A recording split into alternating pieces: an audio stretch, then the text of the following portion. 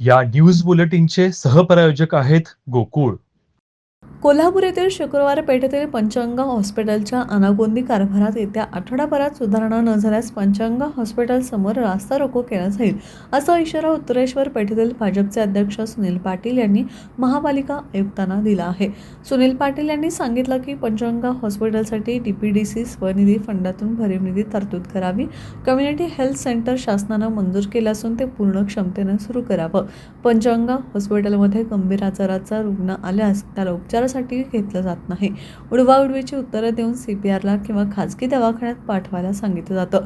गर्भवती महिलेला न तपासताच खाजगी हॉस्पिटलमध्ये पाठवलं जातं. यासह अनेक बाबतीत रुग्णसेवेत ढिसाळपणा दिसून येत आहे. पंचगंगा हॉस्पिटलचा अनागोंदी कारभार चालू असून येत्या आठवडाभरात सुधारणा न झाल्यास पंचगंगा हॉस्पिटलसमोर रास्ता रोको केला जाईल, असा इशारा शुक्रवार पेठेतील भाजपतर्फे आयुक्तांना शिष्टमंडळामार्फत देण्यात आला.